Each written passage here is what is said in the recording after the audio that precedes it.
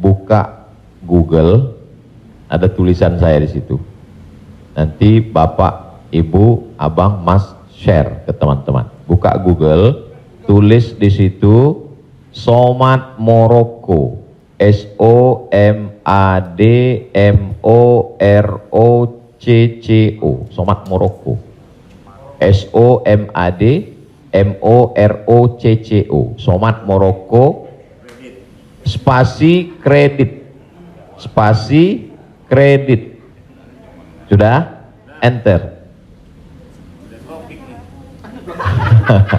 Somad Morocco spasi kredit, tulisan yang paling atas kredit, ada tanda tanya, Aska. Di situ jawaban. Saya sudah tulis tentang masalah kredit ini.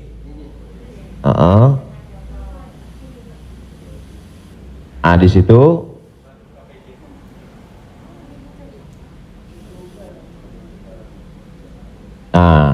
Bisa dibaca. Bisa bahasa Arab, Ustaz. Ada terjemah Mas Komeng, terjemah di bawah. Terjemah di bawah. Majma' Al-Fiqih Islami membolehkan jual beli dengan tempo. Membolehkan jual beli dengan tempo, jangka waktu, garis miring kredit, pada konferensi ke-6 yang dilaksanakan di Jeddah pada tahun 1990 dalam keputusan tersebut. Jadi jual beli dengan tempo kredit itu boleh. Bawah, ini penjelasannya. Yang bawah langsung bahasa ke jawaban. Jual beli kredit itu tidak ada keberatan di dalamnya, boleh jika waktu dan tambahannya diketahui. Dibayar dalam waktu 2 tahun. Dibayar dalam harga 200 juta, dicicil 1 bulan 15 juta, misal 10 juta, 12 juta.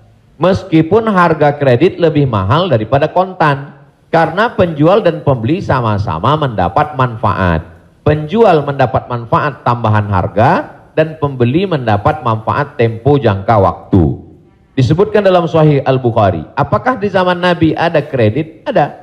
Dalam Sahih Bukhari, Sahih Muslim, bahwa barirah itu manusia. Waktu itu masih boleh jual manusia, hamba sahaya. Bahwa barirah dijual oleh tuannya dengan cara kredit selama 9 tahun. 1 tahunnya dibayar 40 dirham. Ini menunjukkan bolehnya jual beli kredit. Kesimpulannya, uang dengan barang boleh, tapi uang dengan uang riba. Prof, saya pinjam uang 200 juta, nanti saya bayar 220, haram, riba. Tapi ketika saya beli mobil, Prof, saya cicil tiap bulan, maka lunas dalam waktu 1 tahun, itu tidak riba, karena akadnya uang dengan barang. Yang jadi masalah ketika kita pergi ke dealer untuk beli mobil, kita katakan kita tidak punya uang cash, dia tidak mau langsung transaksi dengan dia, tapi dia akan libatkan pihak ketiga, penyedia keuangan. Pada akhirnya transaksi kita adalah uang dengan uang, bukan uang dengan barang. Lalu apa solusinya? Pergi ke bank syariah. Kenapa di bank syariah uang dengan barang? Assalamualaikum, waalaikumsalam. Bank syariah, saya mau beli mobil. Terus mau pinjam uang, kata bank syariah, kami tidak melayani peminjaman uang dengan uang, karena uang dengan uang berbunga haram. Bapak sebetulnya mau beli apa? Mau beli mobil. Kata orang bank syariah, mobilnya kami beli. Bank syariah membeli mobil. Setelah itu bank syariah menjual mobil itu ke kita, maka akadnya kredit sama seperti barirah dibeli pada zaman Nabi, kredit 9 tahun. Jadi akadnya adalah uang dengan barang. Begitu. Allahu a'lam.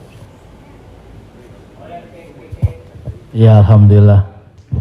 Beli lagi, Shelby. Kembali lagi pakai syariah. Selanjutnya siapa yang mau bertanya? Silakan umum sekarang. Bang Dery mau nanya? Oh, yang ibu-ibu aja, ibu-ibu. Pak.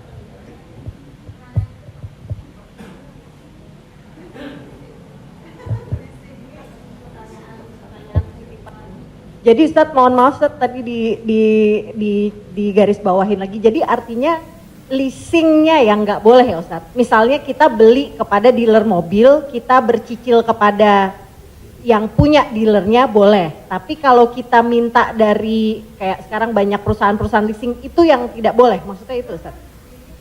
Ketika saya mau beli mobil, saya tidak punya uang cash, Iya. maka kata si dealer, Iya. kami akan arahkan Bapak ke penyedia keuangan. Ya. Maka sebenarnya saat itu saya membeli mobil itu cash sebenarnya.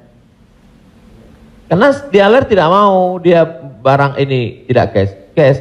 Jadi kemudian yang saya cicil setiap bulan itu adalah bukan mobilnya tapi uangnya.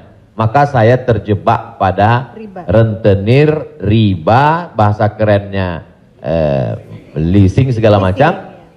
Inilah yang menyebabkan haramnya karena transaksinya adalah uang dengan uang. Lalu solusinya mana Ustadz? Bank syariah. Iya. Karena di bank syariah itu disitulah letak. Jadi orang yang tidak mengerti dia katakan sama aja bank syariah dengan konvensional, bedanya pegawainya pakai jilbab, masuknya assalamualaikum. Enggak. Perbedaan dalam jual beli dalam Islam itu adalah pada akadnya. Maka bank syariah membeli mobil itu milik bank syariah, maka saya membeli mobil itu secara cicil, akadnya adalah uang dengan barang. Oh, Wallahu a'lam. Satu lagi Ustadz, kalau beli emas secara online itu gimana Ustadz? Sebagian ulama mengatakan membeli emas secara online tidak langsung dan dicicil riba. Mengapa mereka mengatakan riba? Karena transaksi itu uang dengan uang. Oh, ini enggak uang dengan uang Ustadz. Ini Ustadz uang rupiah. Lalu kemudian yang jual ini kan emas. Di zaman Nabi enggak ada uang kertas. Di zaman Nabi hanya ada dua uang. Yang pertama dinar, uang emas. Yang kedua dirham, uang perak. Maka ketika saya beli emas tidak cash, maka sesungguhnya akadnya adalah uang dengan uang rupiah dengan uang emas. Itulah orang yang mengatakan gak boleh beli emas kalau gak cash, karena transaksinya uang dengan uang. Tapi pendapat kedua mengatakan boleh beli emas kredit tidak cash. Kenapa? Karena zaman sekarang emas sebagai komoditi, emas sebagai barang, emas bukan sebagai uang. Dan fatwa Majelis Ulama, fatwa Ormas Islam kontemporer mengatakan boleh beli emas tidak cash karena emas zaman sekarang bukan uang. Emas sekarang adalah barang. Jadi sama dengan kalau saya beli mobil boleh kredit, maka beli gelang juga boleh karena bukan uang dengan uang. Di situ letak sebab boleh tidak bolehnya. Wallahu a'lam. Yang sudah banyak-banyak taubat nasuha, sholat sunat, istighfar. Kalau sedang dalam proses bisa dibom, ada aset yang bisa dijual untuk ngebom supaya selesai, jual lah. Tapi kalau ini aset pokok tidak boleh jual rumah karena rumah pokok, sama seperti makan. Ini kalau saya jual aset ini saya bom meledak semua Ustadz. Ini Hiroshima Nagasaki hancur semua. Maka nggak boleh. Azam tekad dalam hati, saya mencari nafkah, saya lunasi sampai habis, nanti setelah ini saya tobat berhenti. Tapi kalau bisa jual satu petak ini lalu ditutup ini, lakukanlah untuk melepaskan diri dari riba. Karena riba itu 5 ancamannya. Yang pertama, alladzina ya'kuluna riba la yaqumuna illa kama yaqumul ladzi yatakhabbathu syaitanu minal mas. Orang yang makan riba nanti bangun bangkit dari kubur ketika di padang mahsyar seperti orang kerasukan setan. Yang kedua, ayyuma lahmin nabata min haramin fannaru aula bih. Setiap daging di badan tumbuh dari yang haram, maka tempatnya api neraka jahanam.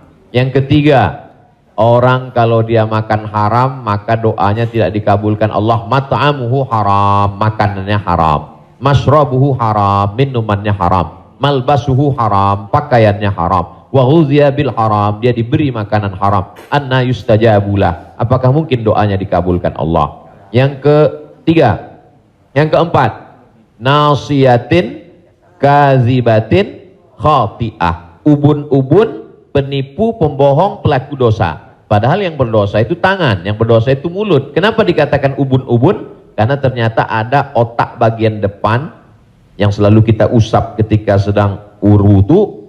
Disitulah pemikir. Otak ini berpikir ketika dia dapat semprotan darah. Darah itu menyembur dari jantung. Darah itu dari makanan. Sepiring makanan riba berubah menjadi setetes darah, disemburkan oleh jantung naik ke otak, isi otak haram, maka bawaannya mau haram saja.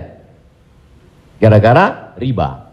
Heran saya ini Pak Ustadz, kenapa pikiran saya ini mau haram saja? Sebabnya gara-gara makan riba.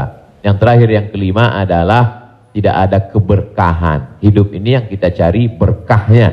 Makanya ketika anak lahir yang didoakan berkah. Barakallahu laka fil mauhub. Ketika orang menikah yang didoakan berkah. Barakallahu lakuma wa baraka alaikuma. Ketika ketemu yang didoakan berkah. Assalamualaikum warahmatullahi wabarakatuh. Ketika makan yang diminta berkah. Allahumma barik lana. Wallahu a'lam.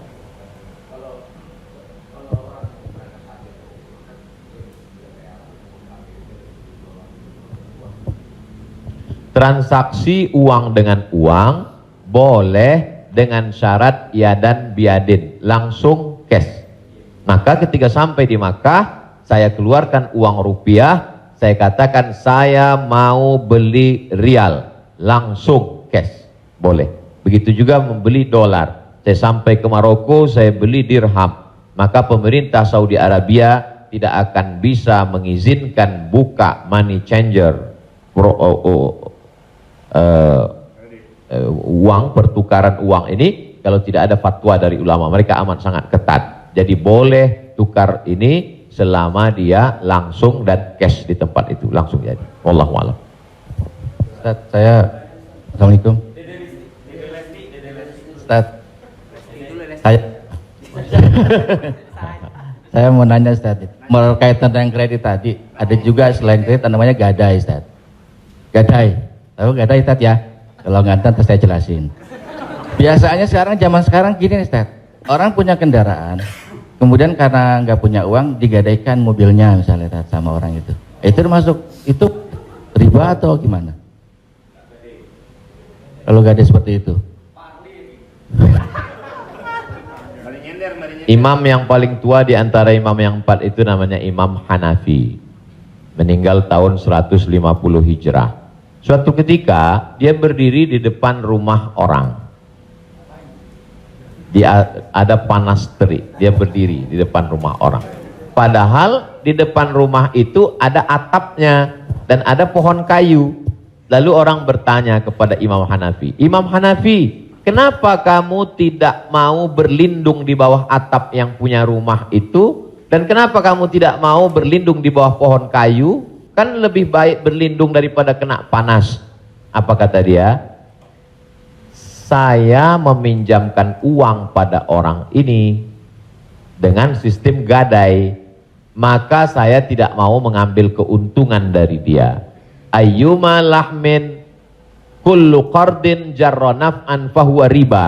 Setiap gadai pinjaman kalau kita ambil manfaat maka itu berarti riba. Tidak mau bernaung di bawah atap rumahnya karena itu dianggap sebagai manfaat. Jadi manfaat tidak hanya sebagai uang tapi juga manfaat sampai sekecil itu dia menjaga dirinya. Jadi gadai dalam Islam hukumnya boleh tapi jangan ambil manfaat dari gadai. Yang terjadi sekarang adalah orang mengambil manfaat dari gadai. Saya punya uang. Lalu kemudian ada orang mau pinjam uang. Saya tidak percaya dengan dia. Ustadz pinjam uang 100 juta, saya nggak percaya. Kalau Ustadz nggak percaya, ini sawah saya 1 hektar. Ketika dia kasih sawahnya ke saya, maka sawah itu cukup sebagai jaminan. Tapi yang dilakukan orang sekarang adalah sawah itu dia tanam padi, dia ambil hasilnya. Hasilnya itu riba. Maka sekarang orang kaya makin kaya, yang miskin makin miskin. Bagaimana dia mau bisa menebus uangnya, orang sawah dia dipakai terus dan uangnya diambil. Maka yang punya uang makin kaya, yang minjam makin miskin. Padahal dalam Islam mestinya cukup suratnya saja dipegang. Kamu kalau mau garap sawah ini garaplah, nanti bayar hutangmu. Itu akhlak dalam Islam. Akhlak itu yang dihilangkan oleh riba. Riba ini sangat kejam. Allahu a'lam.